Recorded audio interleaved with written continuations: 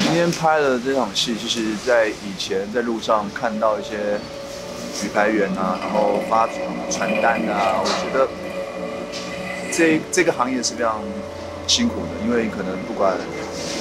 天气的好坏，有没有下雨，或者晴天，或是夏天、雨天、冬天，什么寒流啊，就是各种的天气，你就必须得要在工作。那其实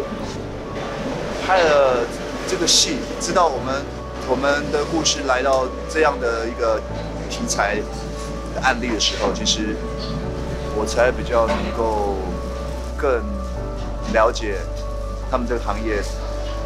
工作人员的一些辛酸因为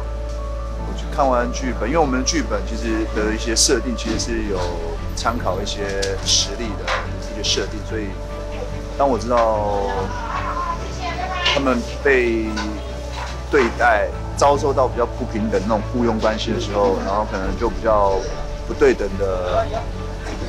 待遇的时候，不公平的待遇的时候，其实我觉得原来他们比我不单是只是我看到的那样的辛苦，其实他们蛮备受压榨的。其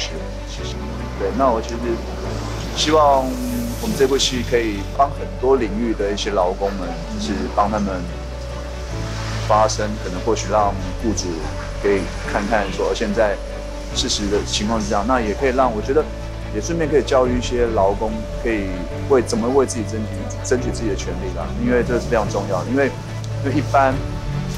在现实的层面来讲，其实很多人都不大敢发声，因为你只要说话，你只要出声了，那或许你就没有工作了。讲难听一点啊，我如果今天跟老板抱怨这个抱怨那个，或者说我现在生病想要请假，他不爽，他随随便便就找人取代我嘛。我们一家4口就靠我这个工作这份薪水。那是希望是说，其实或许会有类似劳听盟这样的团体，或者是劳保局的劳检处，有各方面的，我相信有各方面的一些团体，甚至是一些单位是可以帮助到劳工去帮他们争取，甚至是帮他们，不要说争取，可能去跟雇主协调、资方协调，